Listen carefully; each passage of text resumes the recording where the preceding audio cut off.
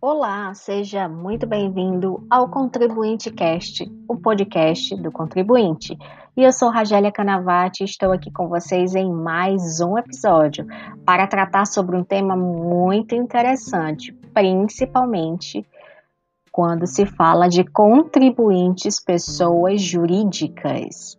E o nosso tema para este 47º episódio é nada mais, nada menos do que malha fiscal para as pessoas jurídicas.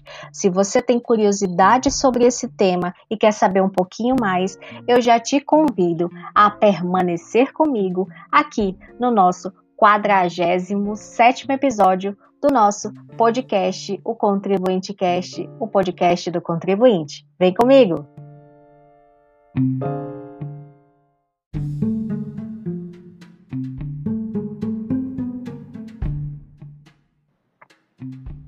E quando nós falamos em malha fiscal, muitos contribuintes já estão meio que habituados com esse termo. E quando eu falo muitos contribuintes, é claro que eu estou mencionando aqui as pessoas físicas. Contudo, a Receita Federal já começou a operação malha fiscal para pessoa jurídica. E se você não sabia que está acontecendo, agora você já tem essa informação. A Receita Federal informou, em meados de setembro deste ano corrente, que ia iniciar a operação malha fiscal, ou a chamada malha fina, a mais conhecida pelos contribuintes pessoas físicas. Agora, qual que é o intuito dessa operação, esse procedimento fiscal? É nada mais, nada menos, gente, do que realizar ali uma investigação entre as pessoas jurídicas para identificar possíveis erros ou problemas.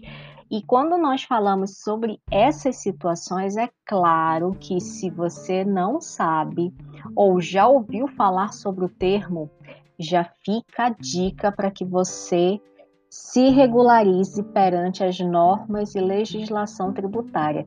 E eu estou falando dele, do compliance tributário. Se ele não é uma realidade para você, ele precisa se tornar uma realidade para a sua pessoa jurídica. Até porque, sem ele, você está sujeito a essas possíveis presenças maçantes em malha fiscal ou até mesmo malha fina. O termo é semelhante, porque é uma operação que é destinada a controle, né? É uma operação de malha fiscal, é um procedimento fiscal, só que para a pessoa jurídica.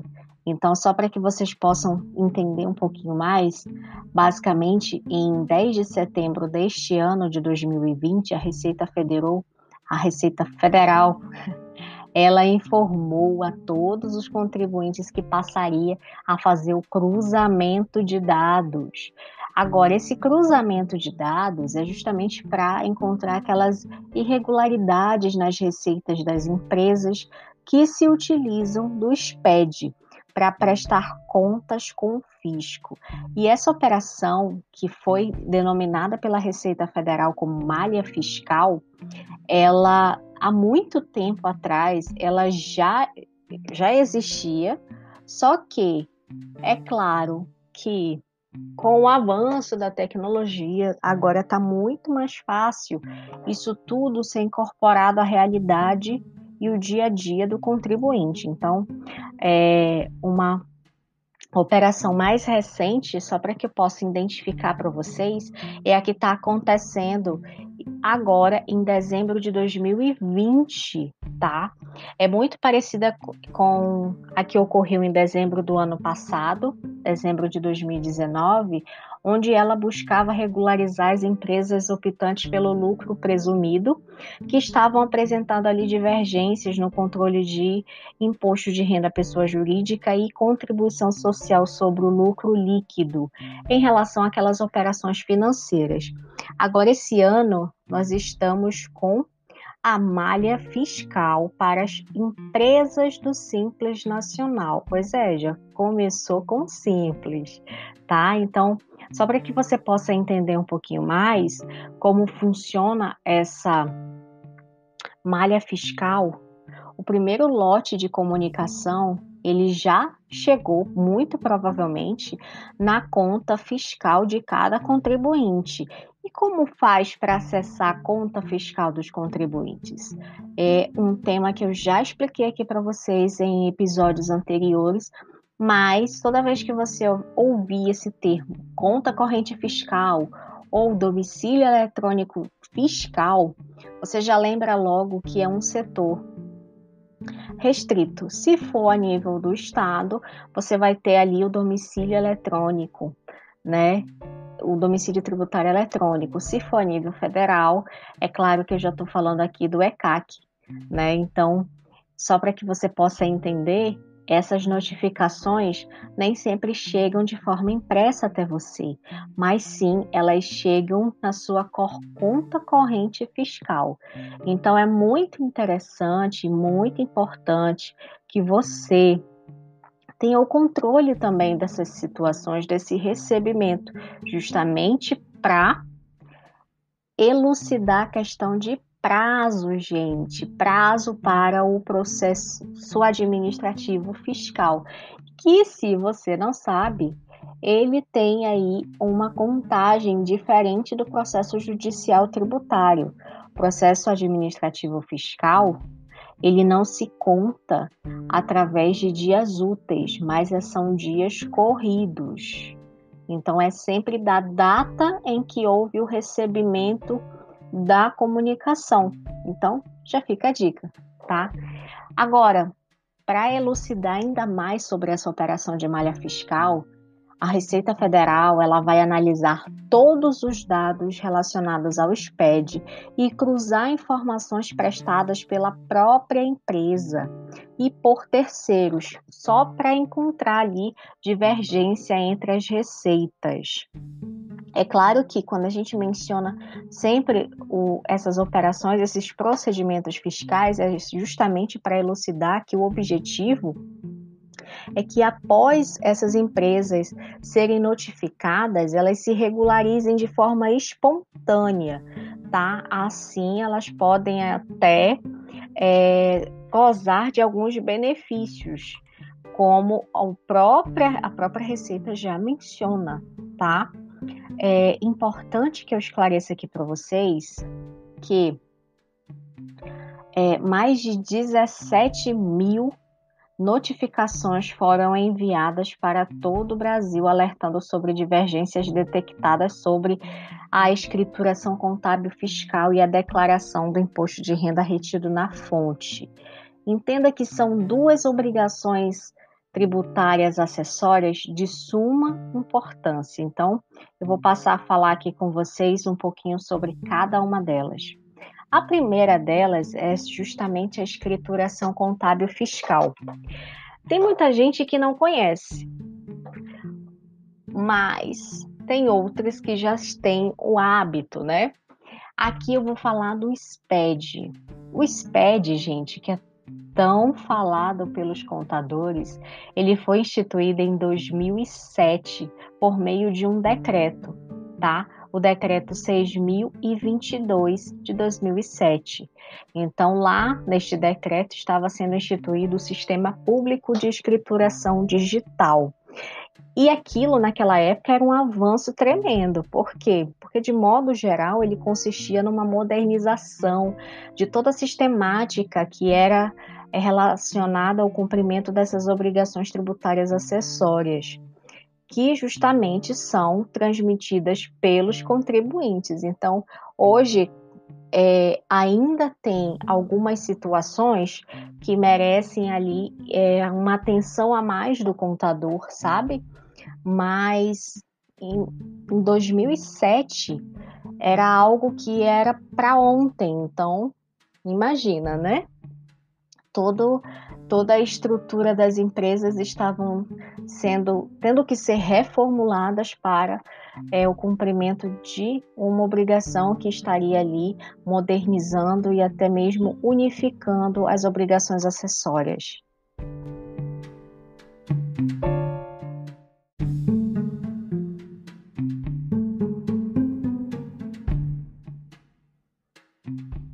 Agora, falar sobre SPED, é claro que eu também preciso destacar os benefícios.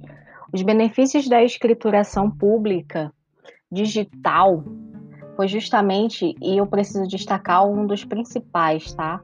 Que é a redução de custos. E quando a gente fala redução de custos, é claro que custos com emissão e principalmente o armazenamento desses documentos fiscais. Lembre-se, é sempre bom guardar os documentos fiscais no prazo de 5 anos. E esse prazo é justamente para quê? Para que o contribuinte possa, ao armazenar esses documentos, ao guardar esses documentos, se blindar de possíveis prescrições, tá? Agora, imagine que uma empresa antes de 2007, antes da instituição do SPED, elas tinham um custo elevadíssimo, que era justamente o armazenamento desses documentos todos, né? Então, aí já tem uma drástica redução de custos. Uma outra situação, eliminação de papel. Por quê? Porque o SPED, gente, nada mais, nada menos do que um documento digital que é para os conhecedores de informática um doc com uma extensão XML. Então, teoricamente, uma eliminação de papel aí, e o planeta agradece, né? Por falar em benefícios, tem também uma outra redução que foi muito significativa, que é o envolvimento involuntário em práticas fraudulentas. Isso aqui com o SPED, teoricamente, que reduziu bastante o número de empresas com envolvimento involuntário. E por que envolvimento involuntário?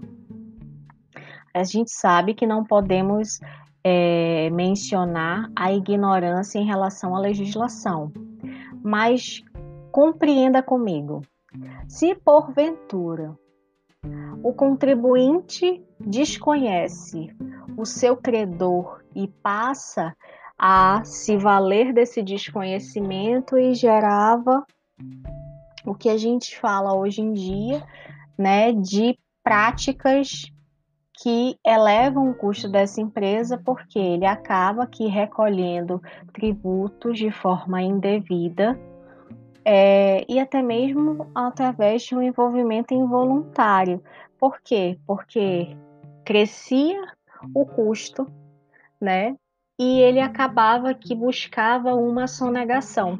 Muitas vezes essas sonegações eram até, eu diria que indevidas, já que o contribuinte ele agia sem o conhecimento do seu próprio credor. Acredite, isso acontecia muito. E é claro, é fruto sempre da falta de assessoria, tanto contábil quanto da jurídica tributária, né? Tem uma outra situação, e que aqui eu destaco como benefício do SPED, que é justamente a simplificação e agilização dos procedimentos que estão sujeitos ali ao controle da administração tributária, como, por exemplo, o comércio exterior, aquelas questões de regimes especiais, como, por exemplo, e aqui eu trago aqui para vocês uma situação muito específica, que é a Zona Franca de Manaus, citando como exemplo, o trânsito entre unidades da federação, tá? Uma outra situação, e aqui eu destaco como benefício, rapidez no acesso às informações. E eu gostaria de dar um destaque maior em relação a esse acesso de informações mais rápida, que é justamente aqui em que o fisco consegue aí realizar esses procedimentos fiscais de forma mais célere, tá? Então, muita atenção, contribuinte, analise sempre a sua caixa postal na sua conta corrente fiscal ou no ECAC, né, se for a título de federal, não deixe de sempre estar analisando, e também no domicílio tributário eletrônico, se for aí estado e município, tá? Uma outra situação que eu tenho que destacar aqui para vocês é justamente um aperfeiçoamento do combate à sonegação. Lembra que eu mencionei logo acima que existiam sim envolvimentos involuntários de contribuintes em práticas fraudulentas, né? Aqui também fez aí um aperfeiçoamento em relação ao combate à sonegação. Por quê? Porque já que temos uma rapidez no acesso às informações, é claro que também existe aí um controle muito maior por parte do fisco para o combate à sonegação, tá? Uma outra situação que eu preciso destacar aqui para vocês é que o Sistema Público de Escrituração Digital, o SPED, ele possui alguns módulos. E esses módulos, as empresas, elas, desde 2007, quando ele foi instituído, né, as empresas passaram a trabalhar com eles. Aqui a gente tem, só para que vocês possam entender um pouquinho mais, o que a gente chama de conhecimento de transporte. O conhecimento de transporte eletrônico é um modelo de documento fiscal totalmente digital. Então, ele foi criado justamente através do ajuste, tá? 09 de 2007. Então, observe, logo que o SPED surgiu através daquele decreto, já veio aí o conhecimento de alguns módulos e o conhecimento de transporte eletrônico, ele passou a ser conhecido. Então, o que ele veio a substituir? Ele veio substituir documentos fiscais importantíssimos, como, por exemplo, o conhecimento de transporte rodoviário de cargas, o conhecimento de transporte aquaviário de cargas, o conhecimento aéreo, o conhecimento de transporte ferroviário de cargas, a nota fiscal de serviço do transporte ferroviário, a nota fiscal de serviço de transporte, isso mesmo, quando ela é utilizada para o transporte de cargas. Então, ficou um controle muito maior. Por quê? Porque tudo está de forma integrada a todas as secretarias de Fazenda dos estados e a Receita Federal. Agora, um outro módulo que eu preciso destacar aqui para vocês, que também faz parte do Sistema Público de Escrituração Fiscal, é a escrituração contábil digital. Então, ela é uma parte integrante do projeto SPED. E esse projeto SPED, gente, nada mais, nada menos, tem como objetivo a substituição daquela antiga escrituração no papel pela escrituração que é transmitida via arquivo. O arquivo que eu mencionei aqui para vocês, XML, na maioria das vezes, tá? Ele corresponde, gente, a uma obrigação de transmitir numa versão totalmente digital os livros, livro diário, livro razão, os livros balancetes diários, balanços, as fichas de lançamento, enfim, são várias escriturações contábeis que agora integram o módulo ECD, que nada mais é do que escrituração contábil digital. Agora, como também faz parte do programa de Sistema Público de Escrituração Digital, é claro que eu não posso deixar de mencionar para vocês a escrituração contábil fiscal.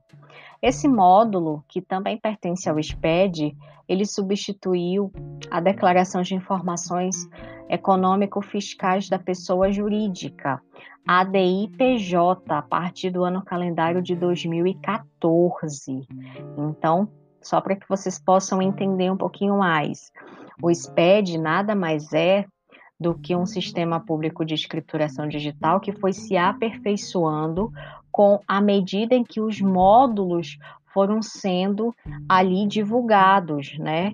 Então, a cada módulo divulgado é um avanço e principalmente a substituição de obrigações que antes eram prestadas de forma física, muitas delas, e passaram aí a serem adotadas no ambiente do SPED, do Sistema Público de Escrituração Digital.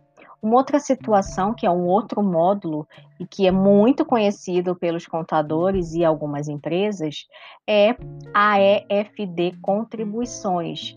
A EFD Contribuições também se trata aí de um módulo do SPED que nada mais, nada menos do que um arquivo digital que está sendo instituído, né? E é utilizado pelas pessoas jurídicas de direito privado, sempre para que ocorra aí o controle sobre a escrituração da contribuição do PIS e da COFINS, nos regimes de apuração não cumulativo e cumulativo. Então, já fica a dica, tá? Que a partir de 2011, a EFD Contribuição ela passou a contemplar também a escrituração digital da contribuição previdenciária sobre a receita bruta.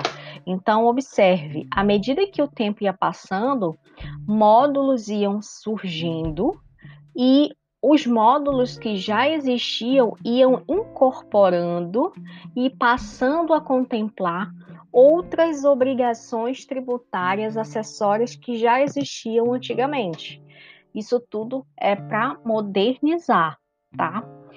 Um outro módulo também do Sistema Público de Escrituração Digital é a FD ICMS e IPI. Então, quando a gente fala sobre escrituração fiscal digital, do ICMS e do IPI, que são dois impostos indiretos. Então, é a mesma ideia da EFD Contribuições. Contudo, na EFD Contribuições, a gente trata sobre as contribuições. Aqui, a gente trata exclusivamente do ICMS e do IPI, por meio de um arquivo digital que contém um conjunto de todas as escriturações dos documentos fiscais, tá? Justamente com a apuração desses impostos, relacionado sempre às operações praticadas pelo contribuinte. Então, é mais um módulo que foi liberado e faz a incorporação do Sistema Público de Escrituração Digital. Temos a EFD REINF. Então, quando a gente fala EFD REINF, é claro que a gente já trata aqui sobre a escrituração digital das retenções e outras informações fiscais, tá? É um dos módulos do Sistema Público de Escrituração Digital que a gente fala e que é utilizado tanto pelas pessoas jurídicas quanto pelas pessoas físicas. É nada mais, gente, do que um complemento, sabe?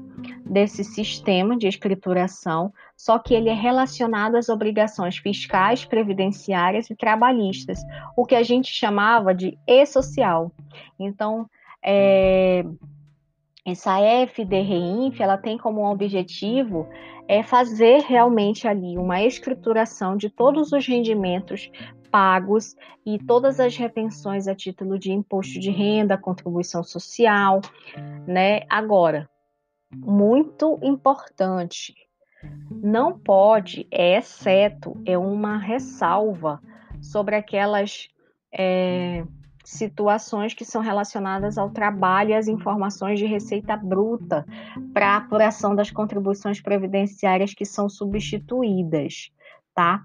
É importante aqui que eu destaco aqui para vocês que o módulo da EFD Contribuições, que apura a contribuição previdenciária sobre a receita bruta, ela vai substituir.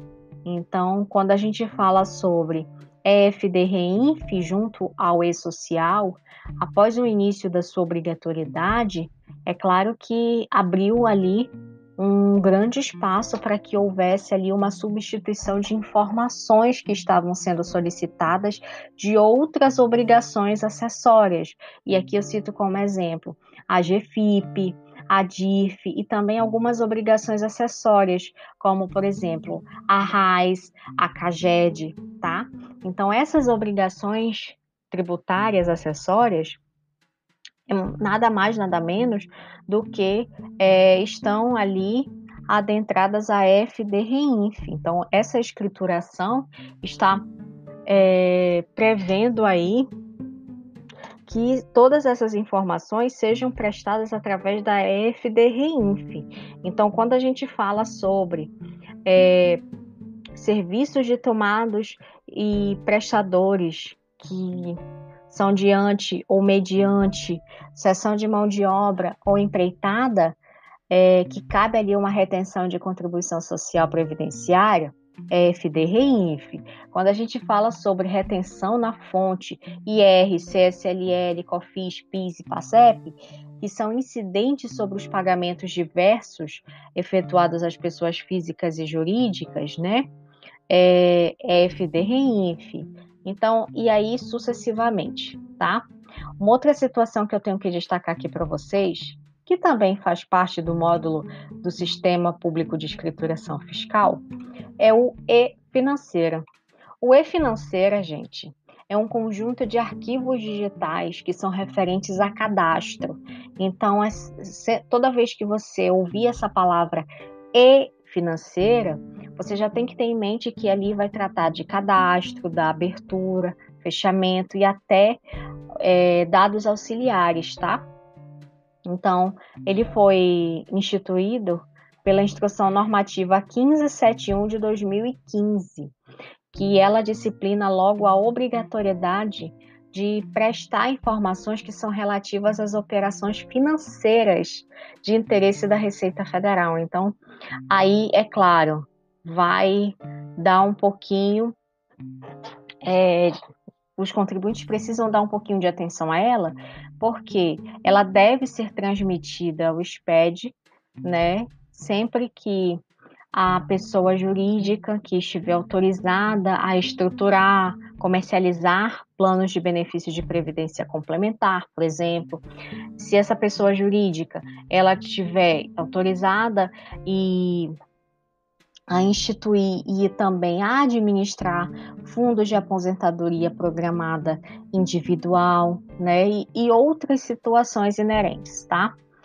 Um outro módulo, e aqui eu preciso destacar, tá? E eu já mencionei aqui para vocês, é o conhecidíssimo e-social. O decreto 8373 de 2014, ele instituiu o sistema de escrituração digital das obrigações fiscais, previdenciárias e trabalhistas. Então, quando a gente fala sobre todo esse sistema de escrituração, é claro que eu estou falando aqui do e-social.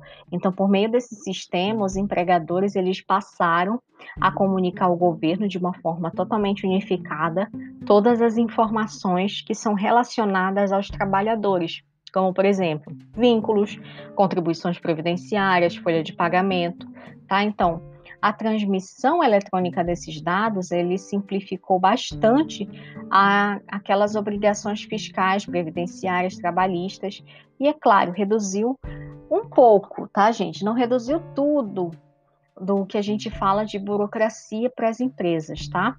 Agora, muito importante que eu destaco aqui para vocês é que todas essas informações inerentes ao e-social, é bom que você já fica de olho, porque tem um portal. Então, se você tem dúvidas sobre o e-social, nada mais justo do que consultar o portal. Basta clicar portal e-social que você já tem acesso a tudo.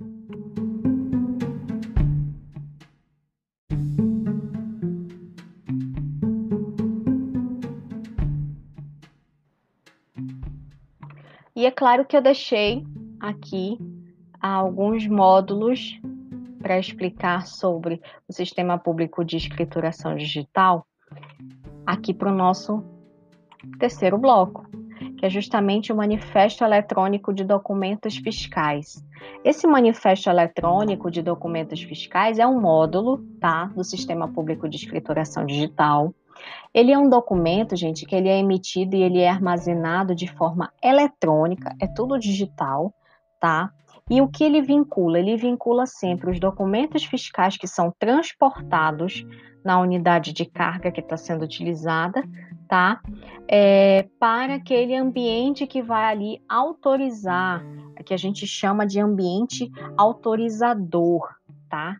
Então tem muitas questões ligadas a esse manifesto de documentos fiscais eletrônicos que também fazem parte de um módulo específico do SPED, tá? Uma outra situação, que é um outro módulo que também pertence ao SPED, é a nota fiscal do consumidor eletrônica.